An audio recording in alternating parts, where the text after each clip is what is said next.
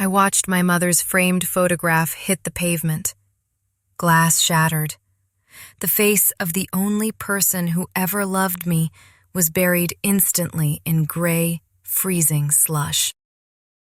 I lunged forward to grab it, but a heavy boot slammed down onto my hand.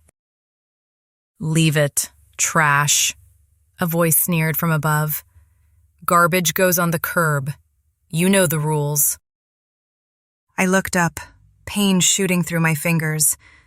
Standing there, wrapped in a $2,000 shearling coat while I shivered in a thin hoodie, was Mr. Vance, my landlord. He wasn't just evicting me, he was enjoying it. He was smiling, sipping his coffee, watching a 30-year-old man crawl in the snow to save a picture of a dead woman. "You're 3 days late on the new maintenance fee, Mike," he said, kicking a box of my books into a puddle. "I told you, this building is for people who matter. You're just a stain I'm scrubbing out." He thought he was God because he held a keychain. He thought he could freeze me to death and get away with it because I was poor, because I was alone. But as I knelt there in the snow, clutching that broken frame, something inside me didn't break. It solidified. It turned into something colder than the blizzard around us. Mr. Vance didn't know it yet, but he had just made a fatal error. He thought he was kicking out a helpless tenant. He didn't know he was creating the man who would come back to destroy him. To understand why I destroyed him, you have to understand what he destroyed first. The Oakwood Arms wasn't just a building. It was a sanctuary. I moved in 5 years ago when my freelance design career was just starting. It was old, the pipes groaned, and the floors creaked, but it had soul. My neighbor, Mrs. Higgins in 2B, was the grandmother I never had. She'd knock on my door every Sunday with fresh cinnamon rolls. "You look skinny, Michael," she'd say. "Eat." Then, 6 months ago, Vance bought the building. He didn't walk in like an owner. He walked in like a conqueror. He was a small man with a loud voice and a cheaper cologne that lingered in the hallways long after he left. His first act was to fire the old superintendent, a kind man named Joe, who fixed our sinks for free. Vance replaced him with nothing. "Cost cutting," Vance told us at a mandatory tenant meeting. "We're streamlining. If something breaks, fix it yourselves." That was the beginning of the siege. Vance had a plan. I heard him bragging about it on his phone in the lobby one day. "Gentrification, baby," he laughed. "I flush out the rats, the old people, the poor ones, renovate the units with some cheap stainless steel, and triple the rent. It's free money." I wasn't a rat. Mrs. Higgins wasn't a rat. But he treated us like vermin. He started a campaign of constructive eviction. It's illegal, but hard to prove. He'd turn off the boiler for maintenance every time the temperature dropped below 40 degrees. He removed the front door lock for repairs and left it off for a week, letting strangers wander into our hallway at 2 a.m. We were terrified. Mrs. Higgins left in October. She couldn't take the cold anymore. I helped her pack.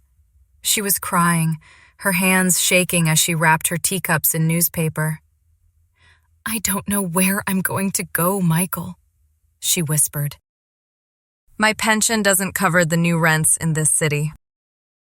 She died 2 weeks later in a state-run nursing home. Pneumonia. I blamed Vance. I went to his office, shaking with rage. "You killed her," I said. Vance didn't even look up from his phone. "People die, kid."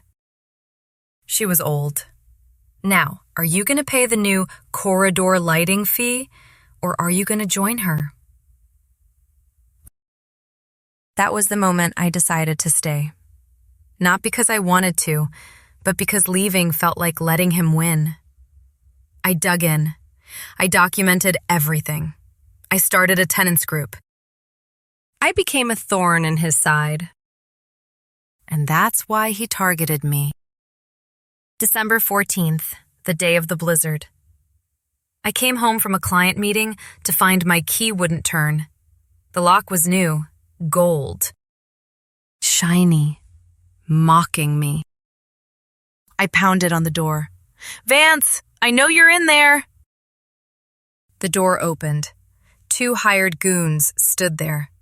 Behind them, I saw Vance leaning against my kitchen counter, eating an apple from my fruit bowl. "Possession is 9/10 of the law," he smirked. "And right now, you possess nothing." "I have a lease," I screamed. "I have rights."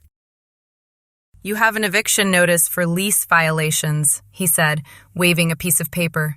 "Noise complaints, unsanitary conditions, all fabricated, of course, but by the time you get a court date, it'll be spring.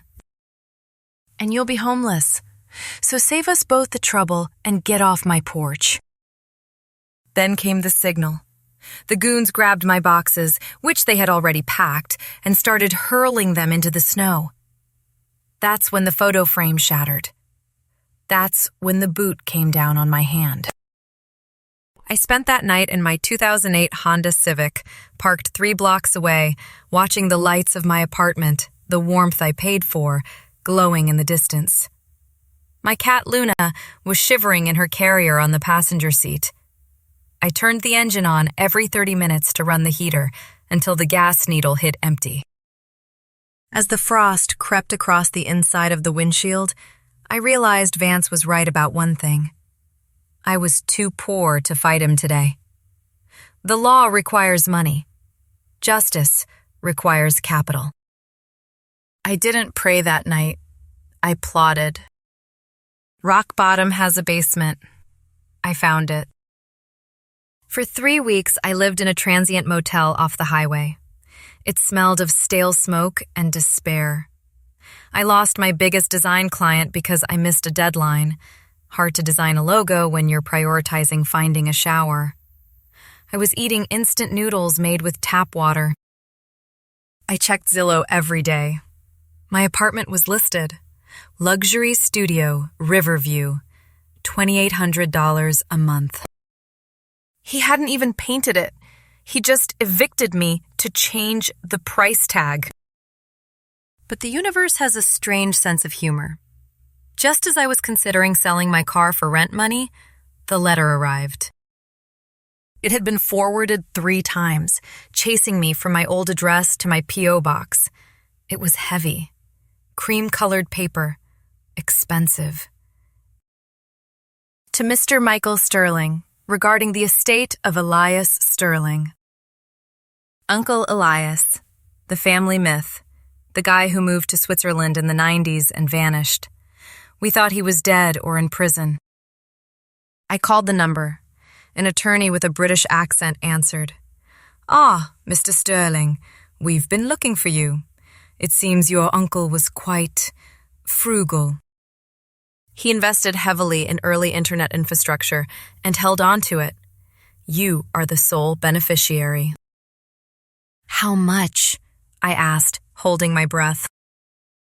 "After international inheritance taxes, approximately $4.6 million. I sat on the sagging motel bed. The room spun. $4 million. I could have bought a house in the suburbs. I could have moved to Bali. I could have forgotten Mr. Vance and his cheap shearling coat. But then I looked at Luna, still thin from weeks of cheap food. I looked at my hand, where the bruise from his boot had finally faded, but the memory hadn't. Money doesn't just buy comfort, it buys weapons. I hired a forensic accountant and a private investigator. "I want to know everything about Vance properties," I told them. "Every loan, every debt, every skeleton in the closet." 2 weeks later, we met in a rented conference room. The report was thick. He's swimming naked, the accountant said. Vance is a gambler. Not with cards, but with real estate. He leverages every building to buy the next one. He's technically broke. He has a massive balloon payment due on the Oakwood Arms complex in 45 days. $2 million. If he doesn't pay, the bank forecloses. Can he pay it? I asked. Not with his current cash flow. He needs to refinance. But his credit is shot because of some undisclosed lawsuits. He's desperate. He needs to sell the building, or he loses everything. I smiled. It was the first time I smiled in months. He won't sell to me, I said. He knows my face. He hates me. He won't know it's you, my lawyer said. We set up a shell company, Aurora Holdings, registered in the Cayman Islands. We approach him as an anonymous investment group. We offer to buy the building and assume the debt. We offer him a quick cash exit. Do it, I said, but add a clause, a special condition. Which is? He stays on. I want him to remain as the building manager for a transition period of 30 days post-sale. Tell him the investors value his expertise with the tenants. The lawyer looked confused. You want to keep him employed? No, I said, staring at the photo of my mother I had glued back together. I want him to feel safe. I want him to think he got away with it. I want to be the one to fire him. To his face. The negotiation was brutal. My lawyers played the part perfectly. They squeezed him. They offered him just enough to pay off the bank and walk away with a bruised ego, but his shirt still on. Vance was arrogant to the end. I read the transcripts of the calls. He called my lawyers pencil pushers. He bragged about how he cleaned up the building by getting rid of deadbeat tenants. Reading those words, it was like fuel. He signed the preliminary papers. The closing date was set for February 14th. Valentine's Day. How poetic. I spent the weeks preparing. I bought the building next door to the Oakwood Arms, a small commercial space, just to set up a surveillance hub. I wanted to see him. I watched him strut around my building, yelling at the new superintendent, acting like a king. He had no idea the ground beneath him had already been sold. February 14th arrived. Cold, bitter, just like the night he kicked me out. The closing was at the law firm's downtown office. Glass walls, mahogany tables, the smell of money. I arrived early, entering through the back service elevator. I sat in the adjoining room, watching through the blinds. Vance walked in wearing that same shearling coat. He looked tired but relieved. He thought he was escaping the bank's noose. He thought he was about to get a check that would save his skin. So, Vance boomed, shaking hands with my proxy, Arthur. Where is this mysterious investor? The Aurora guy. I assume he wants to thank me personally for handing him a gold mine. The chairman is extremely private, Arthur said, sliding a stack of documents across the table. He prefers to remain anonymous until the final signature. Whatever, Vance laughed, grabbing a pen. As long as the check clears. You know, you guys are lucky. I did the hard work. I got rid of the trash. There was this one guy, total loser, tried to sue me. I listened to him recount my eviction as a funny anecdote. He laughed about my cat. He laughed about my mother's picture. Sign here, Arthur said, cutting him off. Vance signed. Page after page. Transfer of deed, transfer of title, assignment of leases. And finally, the employment contract for the transition period. Done. Vance slammed the pen down. So, when do I get paid? And when do I meet the boss? Arthur collected the papers. He checked them twice. Then he looked at the glass door connecting to my room. "The owner has been observing the proceedings," Arthur said. "He would like to enter now." Vance straightened his tie. He put on his best salesman smile. "Great! Bring him in." I stood up. I buttoned my new Italian suit. I picked up the folder containing the eviction notice he had served me 3 months ago. I opened the door. The room went silent. Vance's smile froze. It didn't drop immediately. It just hung there, twitching, like a glitching video. He squinted at me. He recognized the eyes, but he couldn't reconcile the context. He was looking for the guy in the hoodie, the guy shivering in the snow. He wasn't looking for the man in the bespoke suit standing at the head of the table. "Who?" Vance started, then stopped. "Hello, Mr. Vance," I said.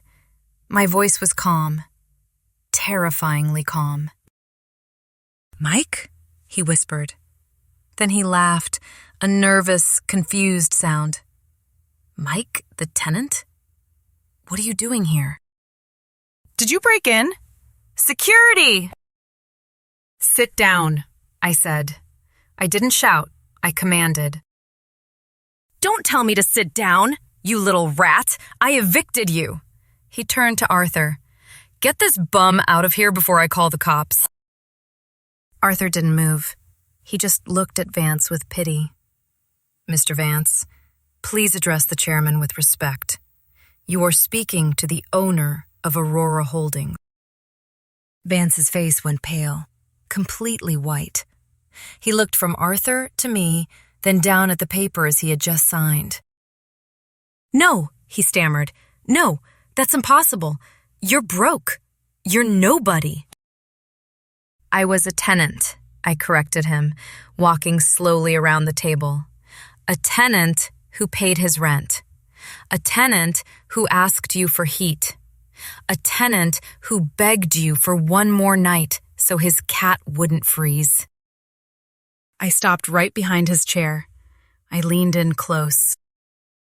"Do you remember the temperature that night, Mr. Vance?" 34 degrees. Vance was trembling now. "Look, Mike, Mr. Sterling.